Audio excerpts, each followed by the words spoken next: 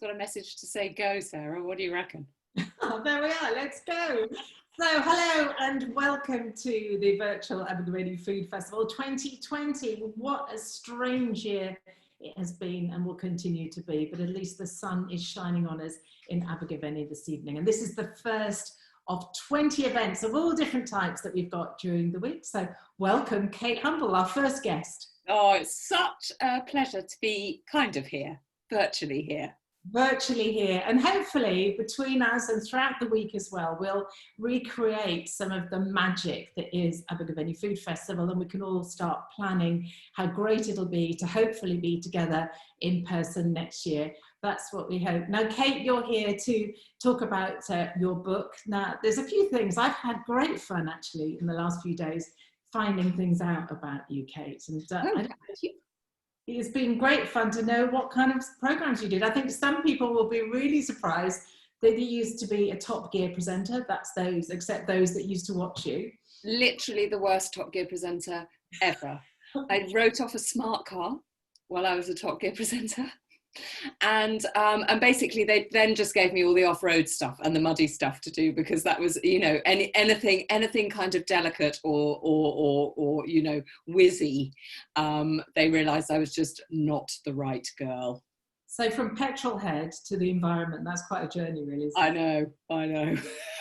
A book that is just coming out and has recipes in it. Is that the first book you've done with recipes in? It is, but it was all Kathy Slack's fault. So people may know about Kathy Slack, who wrote this amazing blog, or writes this amazing blog called Gluts and Gluttony, and the book, which is called A Year of Living Simply, and it was me trying to kind of embrace the things that I think kind of oddly, a lot of us suddenly felt the need to do when we went into lockdown. I was a little bit precocious and just did it a year earlier than everybody else. But you know, that kind of need to feel a bit more connected to life in general, whether it was growing things or baking things or mending things, whatever it was. And my growing, I have to say, wasn't overly successful, apart from the fact that I ended up with an enormous number of chilies. So I contacted the lovely Kathy Slack and said, could I come and see you? Because you write about gluts and growing gluts of vegetables all the time. And I want to come with a kind of sack full of chilies and find out what you'd advise me to do with them. And while I was in her kitchen, I thought my timing was pretty excellent. She happened to have made some sugar-free banana bread, which was unbelievably delicious. So I said, I've got to put this recipe in the book. So there's a couple of recipes. It's not a recipe book, but you know, when you come across something brilliant, you want to share it. So that's what I did. Yeah, and there's a few in there and great fun ones as well. And we'll come back to Kathy later, I'm sure. But I think some people who've seen more of your, you know, you somewhere very cold, you somewhere very hot, you on your own in the middle of nowhere, would be really surprised at you thinking, let's try and live more simply, because they might think that you're already doing that. But it's been quite a change, hasn't it? It has. I mean, yes, in some ways, I suppose I do live quite simply. You know, like you, I live in Wales. I live on a small holding. You know, go and collect eggs first thing in the morning and walk my dogs. We don't have street lights. We don't have bin men. We don't have any of those things. But it was more a sort of a really conscious effort to, as I say, to kind of connect to the things that busy lives kind of rob from us. So it was almost like a light bulb moment that I thought, God, I work so hard and I love my job. So I know I'm incredibly lucky to love my job. And I do go away a lot. But what it made me realize was that actually often I had no time to do the things that I really wanted to do. And that's when you turn to convenience. And a lot of people, including myself, kind of confuse the concept of convenience, think that convenience is simplicity. But actually, it's not. If you think about what convenience does for us. You know, you can go and buy a ready meal. You can buy vegetables that somebody else has grown. You can, something breaks, you chuck it away and go on the internet and click a mouse and a new one comes the next day. But actually, there's no sense of achievement. There's no joy to be had from convenience, but there's an awful lot of joy to be had from those simple things of growing, of mending, of baking for yourself. And so what I wanted to do was try and shape life a little bit. It wasn't, you know, when I first thought about this, Ludo, my lovely husband, who I know you know, went, oh God, are you going to take me to go live in a cave? I said, no, I promise, we're not going to live in a cave in kind of rags with a begging bowl. That's not what this is about. But it is about shaping life a little bit to allow simplicity to be part of it, and the joy that then, I think, comes hand in hand with that simplicity, if that makes any sense at all. And in your book, you talk about, for instance, sitting in a shed with no Wi-Fi, with no contact with the dog, with, you know, the kettle on and that kind of thing. I mean, it sounds a bit romantic for some people who would be thinking, yes, what about the creepy crawlies or the dust or the cold? You know, was it really that different from the odd, various television assignments you had? Did it actually feel different? It did feel different because you know, a television assignment. So, for example, when I did the series Living with Nomads, which was an enormous privilege, I have to say, and probably one of the many things that kind of layered up over the years that made me start to think I want to make this shift in my life. So, for example, I lived with an amazing group of people, of reindeer herders in Siberia, in Russian Siberia, and I went there in the winter, in December. The coldest day we had was -54, where literally everything freezes, everything. Your nose hairs, you don't know you have nose hairs until they freeze.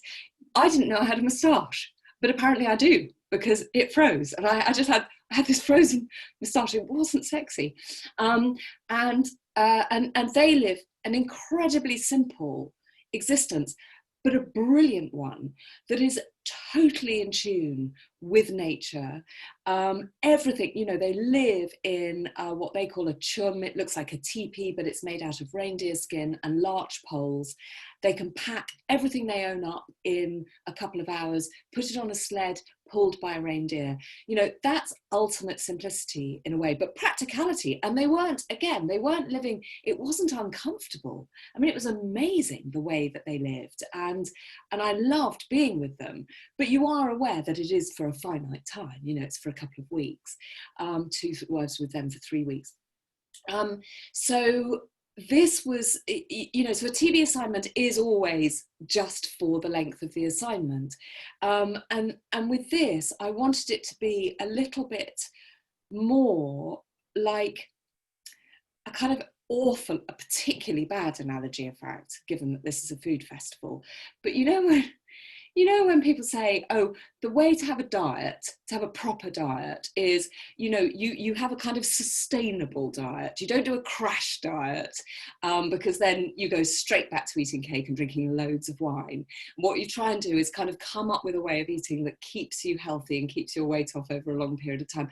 And so, as I say, that's a really bad analogy but it was it was the sort of idea of finding a way that was sustainable in both senses of the word, actually, but was sustainable over the long term. So it's a book called A Year of Living Simply, but I want it to be a life of living simply, and it was just trying it out.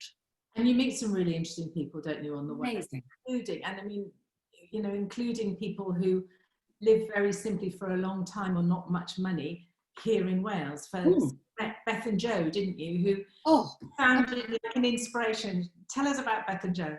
Beth and Joe, I mean, first of all, I just don't know how they had the foresight to sort of undertake life the way that they did at such an early age.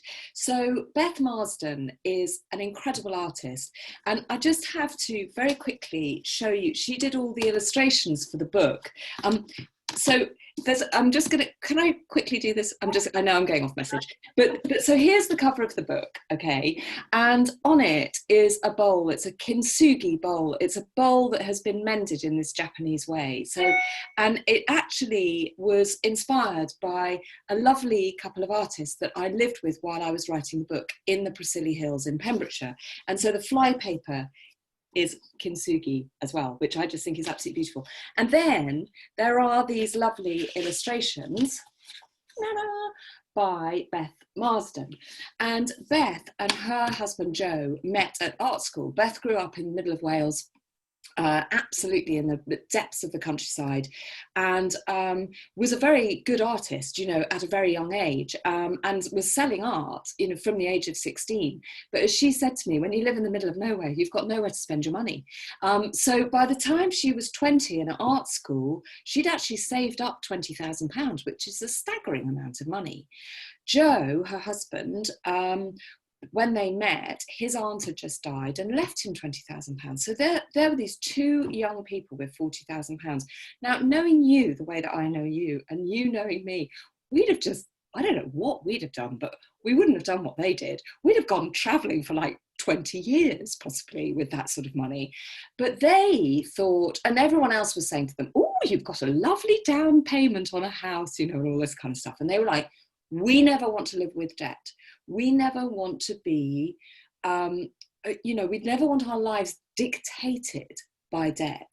And this is somebody in their 20s, you know, understanding that if you take on a mortgage, your whole life is basically then, you know, you're paying that off for 30 years or maybe more, which means that all the choices you make, that's in the back of your mind or in the forefront of your mind. That is literally leading you through life. I have got to earn enough money to pay off that mortgage. And they were like, you know, people live, isn't it? You know, that's how we all live. Yeah. It's how we all live. But they were like, we don't want to do that. We're artists. We know, and you know, we're not necessarily going to make a lot of money being artists, but this is what we love and this is what we want to do. And so with their £40,000, they bought a piece of land, Sarah, and it's on the Gower Peninsula. And you know, that is, for anyone who hasn't been to the Gower, I mean, I sort of hesitate to say go, because I actually don't want you to, because it's so lovely. I don't want reams of people to go there, but it's one of the most stunning bits of Britain's coastline. And they found this piece of land that no one in their right mind would have bought. It was basically a fly tip. It was full of, you know, it was sort of oil containers that had burst. So there was oil everywhere, being soaked up by kind of old mattresses. There were kind of broken fridges. And they spent, you know, their 40 grand on that. And you just think, I was like talking to them going, why would you do that? And they cleaned it up. They lived in a static caravan, and then they built themselves a house, and they built it out of rubbish. Now, when I heard this, I slightly thought that I was going to go to a house that was kind of, I don't know, like kind of something that you might build at play school, you know, with old cardboard boxes and bottles. It's an amazing house. It's a beautiful house. They'd never built anything before, either of them. They completely taught themselves. Beth said there were some things that they couldn't buy kind of from reclamation yards, or that they, you know, there was a sort of plumbing. You can't, it's quite difficult to get secondhand loos, probably for good reason. So she would then paint a portrait or something. And she said the great thing is, because we didn't have debt, we had time. So they just did it very, very slowly. And they now live in this house, and her studio is on the ground floor, and they live upstairs with their 3 gorgeous kids. And they created a garden, a vegetable garden, which has been so successful and is so big that actually it's now become the community garden. They converted their van to run off chip fat from the pub over the road, and they live, she said, on between £12,000 and £15,000 a year, very happily and very, you know, very successfully. So as so many of us worry about, you know, how the pandemic is going to affect people's livelihoods, do you think that they are really extraordinary, Beth and Joe, and people couldn't follow that? Or having seen them and talked to them, do you think that is a way forward that other people could take? Well, they said, I do think they're extraordinary. They said, we're not. We're very, very ordinary. And I suppose in some ways, what's extraordinary about them is their foresight and their courage. You know, they're kind of turning their back on what everybody else does and ploughing their own furrow. But they're not living an alternative lifestyle. So, you know, they're not living in a yurt in a commune in West Wales, of which there are many. You know, they're living very much as part of kind of regular society, if you like. So I think that's the most inspiring thing about them, is that they prove that it is possible to live in a way that is simple, that is kind to the environment, that is being part of a community, and in their case a really active and you know, lovely constructive part of their community, to raise kids in a great way, and still, I mean, they're working, you know, they're not just sort of sitting around with their feet up drinking tea, but they've tilted the axis, if you like. They've just tilted it to say, you can do things that are apparently normal, just coming from a slightly different angle. So as you drove away from seeing them and you were going back to your home, what did you think? Were you looking for bits of timber on the way to build a house? I mean, is your husband worried now that you're going to want to do? Oh, well, this has sort of actually been quite a long-term plan, but it did suddenly kind of speed it up a bit. So yes, funnily enough, today we didn't see we don't know whether this piece of land is for sale. It's actually not that far from you. We need to talk about that, but probably not here. But we were sitting looking out going, oh, it'd be really nice to live over there. So yes, I would really, really, really like to build my own place, and I feel very inspired by the way that Beth and Joe did things, to think that actually it might be possible, as opposed to, you know, even a year ago it felt a bit pipe dreamy. So in terms of your book, are you hoping then that people are going to read your book and find, you know, go on holiday in huts with a wet dog rather than a nice spa hotel? I mean, what do you enjoy an egg for breakfast rather than, I don't know, deluxe muesli? I mean, do you hope to change people or entertain people? Because it is very entertaining. It sounds like you chatting. Oh, so, well, that's lovely. Thank you. It's not a guidebook. It's not a kind of and it's not a finger wagging, you know, this is what we should all do. It's just my experience, I suppose. And you know what it's like. I think we're all the same. If you meet extraordinary people, or if you discover something, or, you know, whether you cook something and it's delicious, or you go to a place and it's beautiful, or you grow something and that sense of achievement, you want to share that. And I suppose that's what this book is. It's just me sharing this funny, simple journey. And I hope that if people take anything away from it, what they take away is the idea that you can very simply change little bits of your life to make it happier. And that's all this is about, really. It's about joy. And actually, the timing is perfect, because a lot of people, because they haven't been able to go out or they've been working from home, have been sticking little seeds in bits of earth, who thought that they would never garden before. Obviously, some people have been gardeners and people have turned to that. And so I think, you know, that there will be a resonance. People will pick up your book and it will perhaps have more relationship to their lives than perhaps 2 years ago. Well, that's probably true. But I do think it's really interesting. I mean, given that I, you know, embarked on this at the beginning of last year, which doesn't make me Nostradamus, it was just, you know, the timing was quite weird. But what I think is really interesting about when lockdown happened, what people naturally turned to, wherever they lived, whoever they were. This wasn't just a rural countryside thing.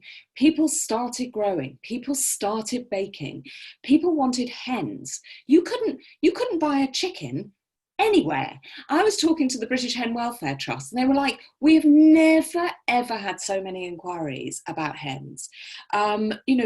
It was strange that in a time where people felt anxious, positively scared, suddenly the future was what's going to happen, they turned to those very fundamental, earthy, safe things. It was like grasping something that you could control, however small it was, and again, something that felt, it gave you joy. Yeah, and we just lost that for a few years, or a few generations, haven't we? Yes.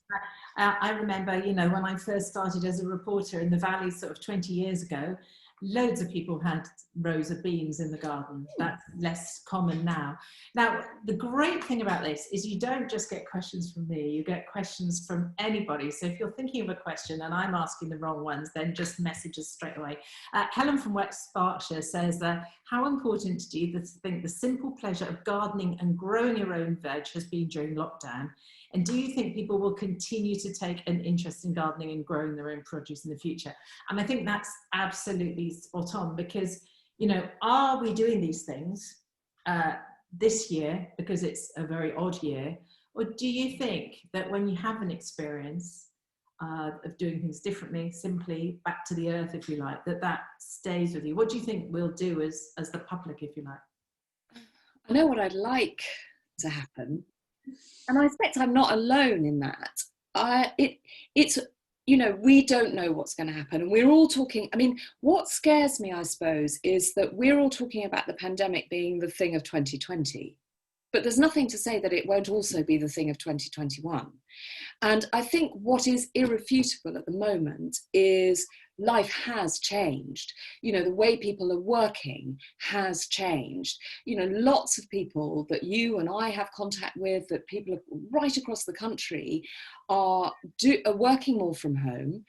Now, there was lots in the papers at the weekend about, the bugger of, can I say that? Yeah.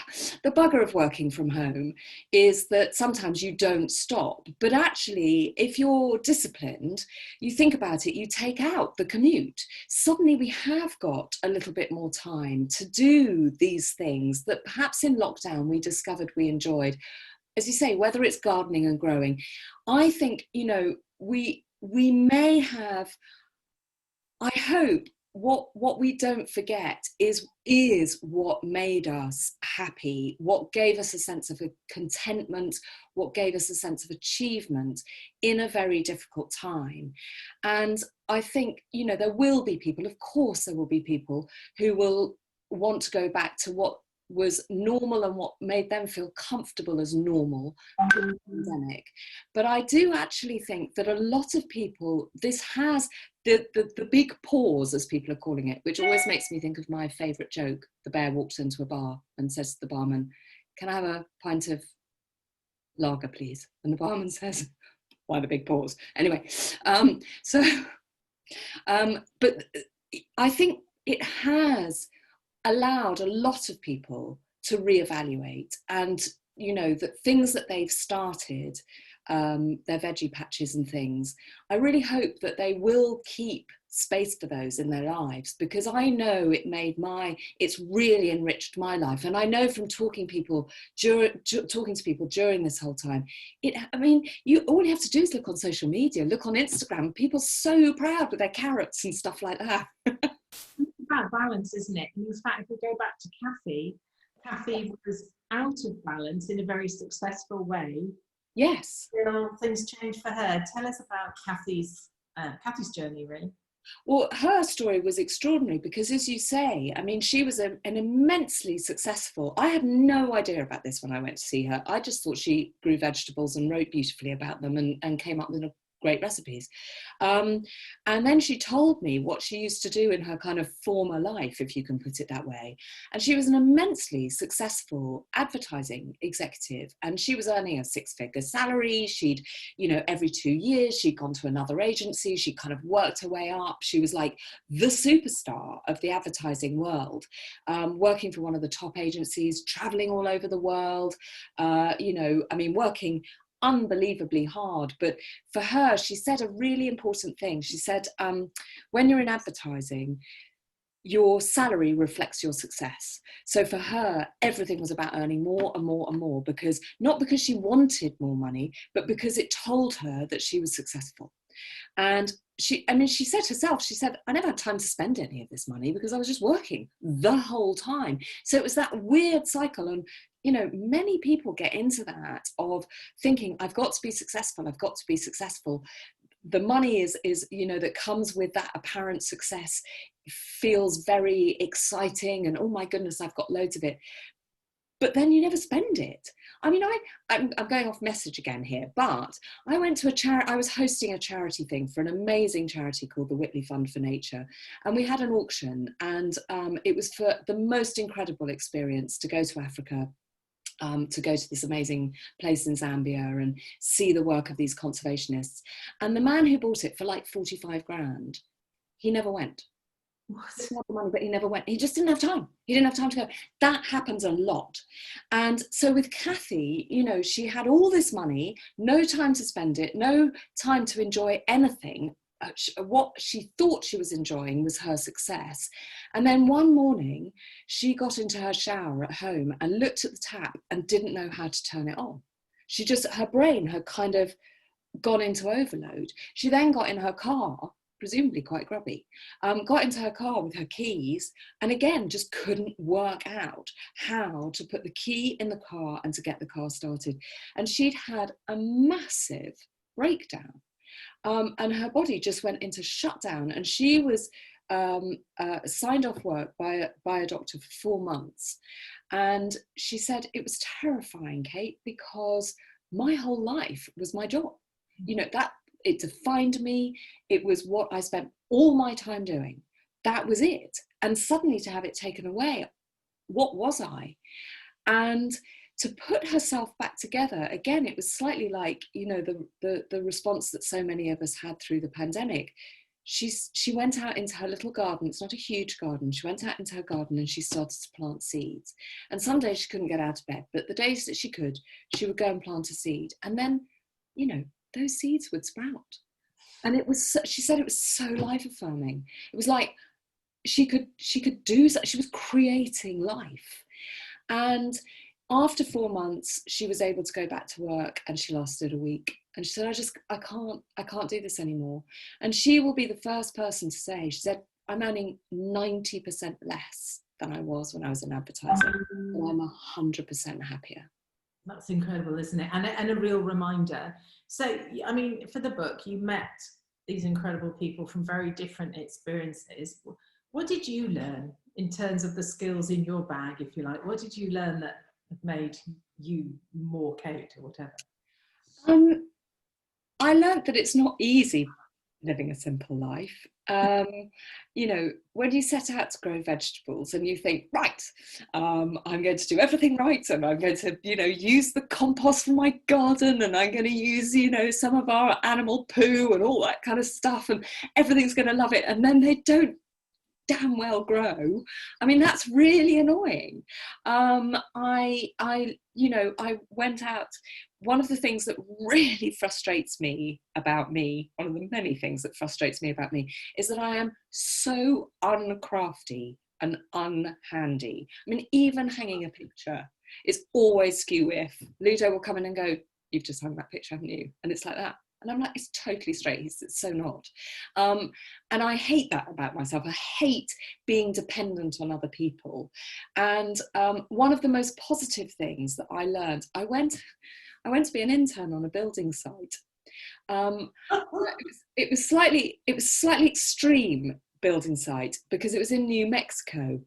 I went to build earthships, which is a whole other story, but there are these amazing buildings, and we won't go into it now, but just look them up. Yeah, buy the book, or look them up. So I went to go and be an intern. For a month, I was working on building sites, building these incredible eco houses. And I met this guy, Phil, there, and I said to him, look, just don't give me anything that involves anything precise. For some reason, if I get a tape measure out, I just get a totally different measurement than anyone else. I don't know why, but it always happens. And I said, just, if I touch a power tool, it will break. But I can do heavy stuff. I can do heavy lifting. I can shovel. I've had a lifetime of mucking out. So just give me kind of menial manual labor and I will be fine. He totally ignored me and made me do things. Sarah, I used a jigsaw. I didn't do a jigsaw. I used a jigsaw. I was scribing window frames. I mean, it was ridiculous. I was making metal flashings, to stop the rain coming in. I suspect the poor woman whose house is probably permanently flooded. But, and I suddenly realised that actually if you apply yourself and you have somebody who is patient and willing to teach you, we're all capable of doing everything, actually, and some of us will be naturally brilliant at it, and some of us, like me, will be a little bit cack-handed. But there is nothing wrong with trying, and God, it's fun. Well, Hayley wants to know, what was your most sort of enjoyable change in your life of living simply? Which bit did you like best? Cracking my utter lifetime failure of ever being able to make bread. I have made more cowpats and bricks than I like to think about over my bread making life. And I had some real help from a wonderful woman called Jennifer Burgos, who lives a little bit further west than us, just in the mountains, just above Crickhowell.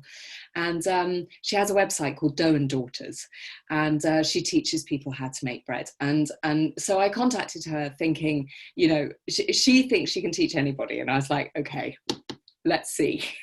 Let's see if you really can.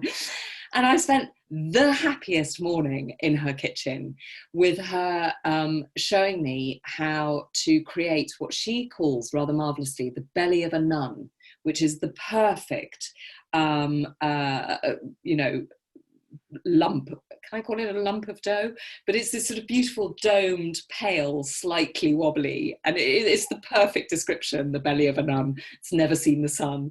And I baked bread with her. Now, I have to confess that I still find, my bread making, when it's the proving bread type of making, I still struggle with that a little bit. It's a skill. There is a reason why there are amazing bread makers out there.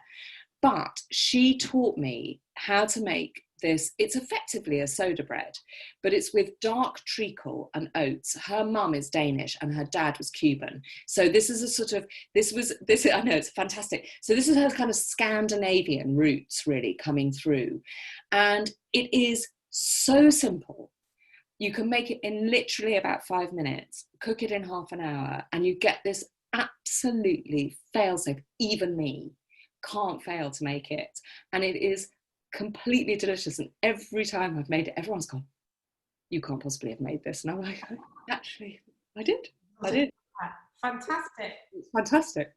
And Andrew and Cordelia from Better's Neareth also, they want to know your top tip on running a small farm while also having a busy career. I reckon it's not sleeping and lots of black coffee. What do you think?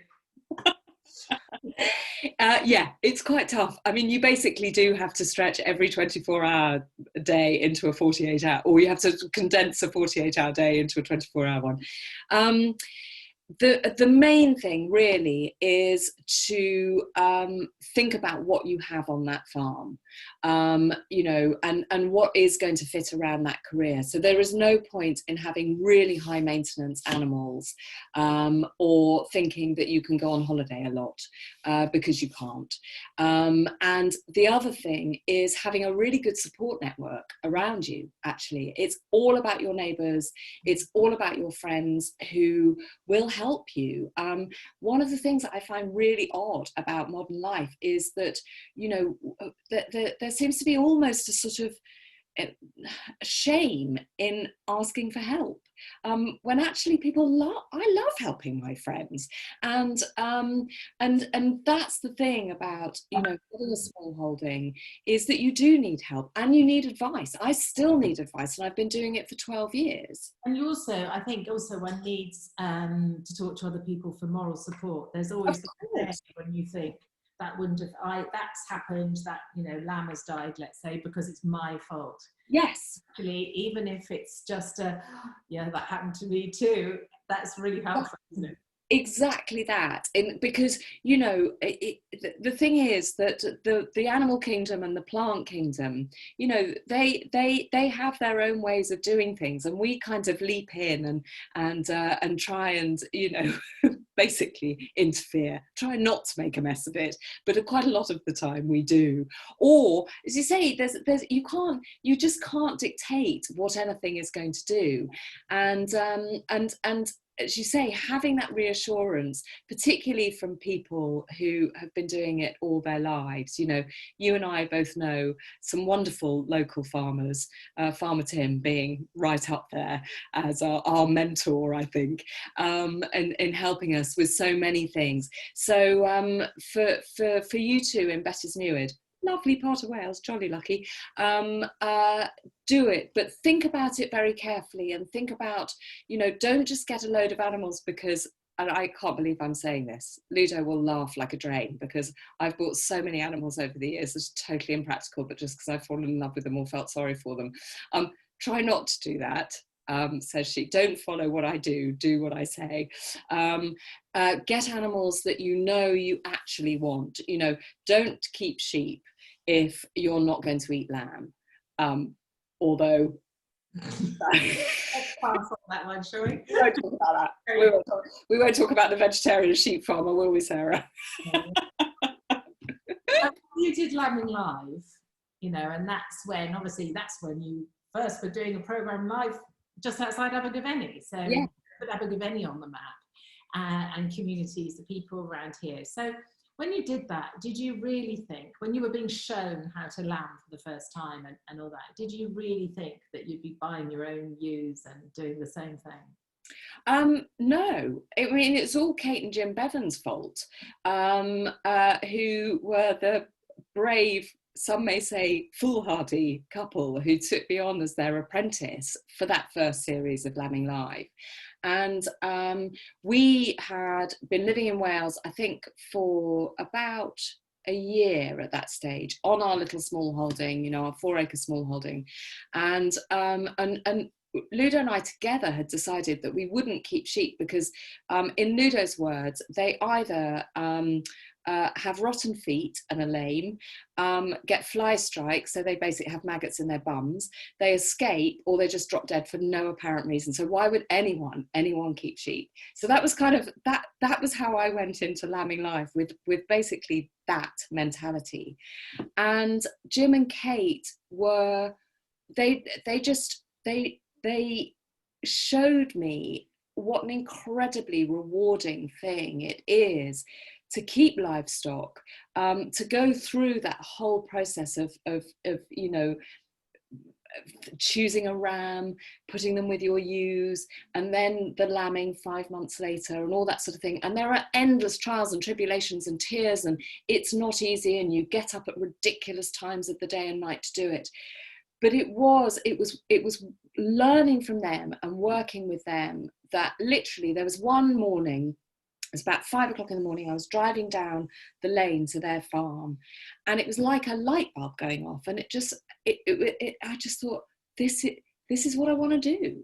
And yeah. There we It's are. their fault. Actually, there's another series that Marguerite wants to talk to you about. She says, are there more episodes of your last series coming up when you followed families that made that step change in their life? Well, funnily enough, Does Marguerite need to write to television executives to get a series? no, she doesn't. So Marguerite, happily, I can tell you that I am starting to film A Country Life for Half the Price next week.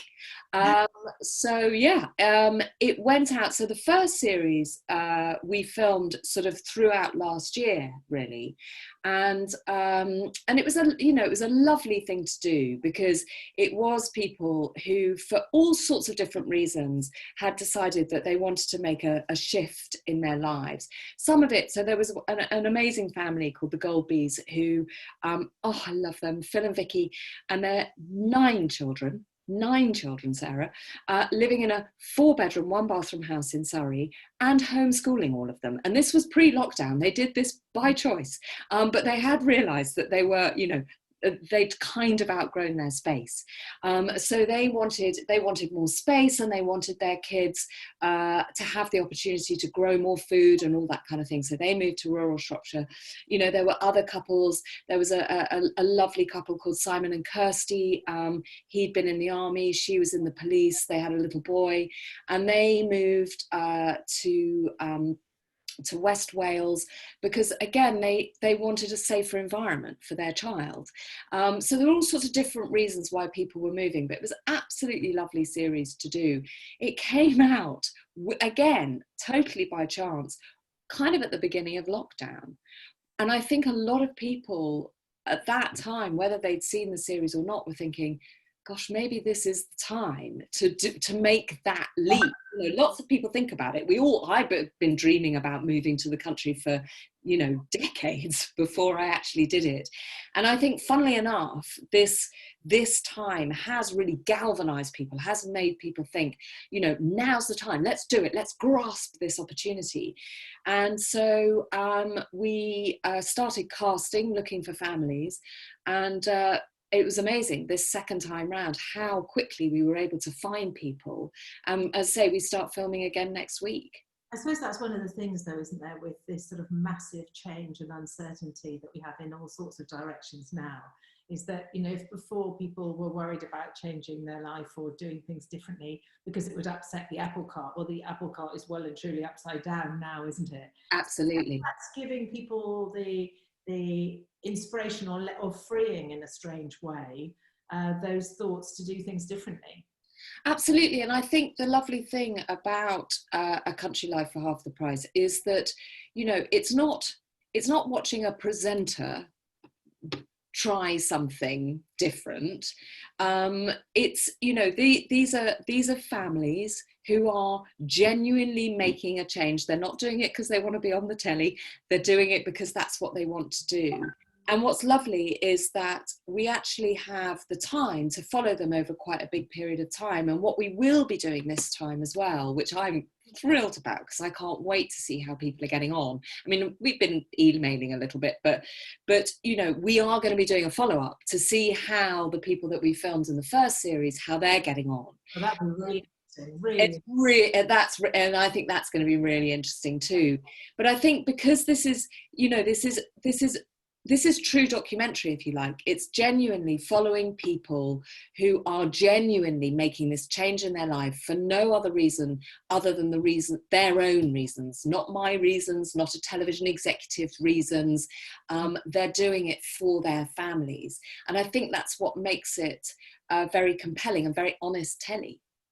Now, a lot of us who have got Welsh collies watched another of your series, looking at tails, looking at behaviour, is she, isn't she, that kind of thing.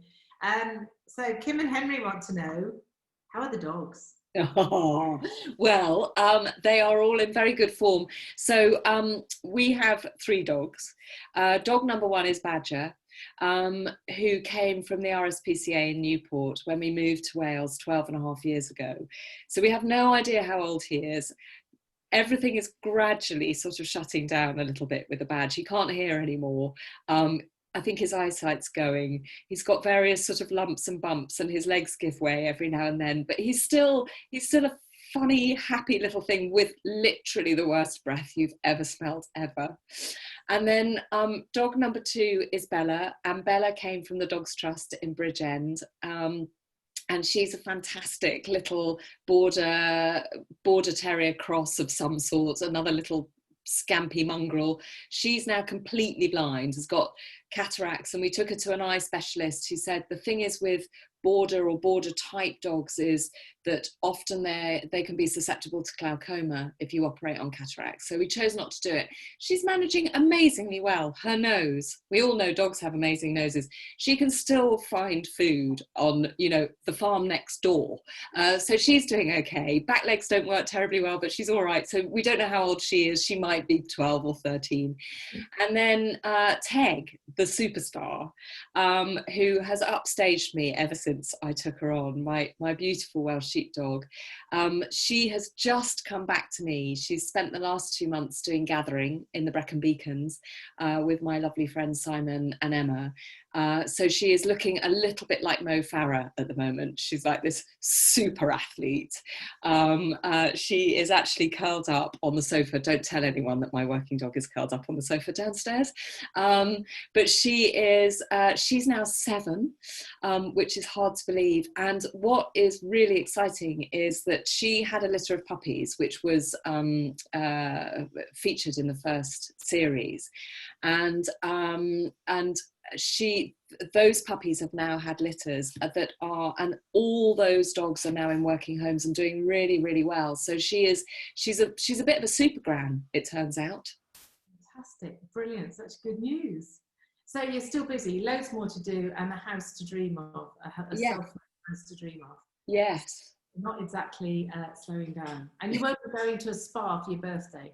No, I definitely won't be doing that. Oh, it's that whale music and the smells and the being prodded. Can't do it. It's still damp wooden huts and wooden dogs. Mm-hmm. Well, Kate Humble, thank you very much. Thank you for joining us, and thank you for kicking off this virtual Abergavenny Food Festival. We have 20 events during the week, and we have cook dems, cook along, you can drink, you can read, you can argue, debates, all sorts of things, and all the details are online. And Kate, thanks very much. And say thank you too. Thank you so much. Bye everyone. Bye.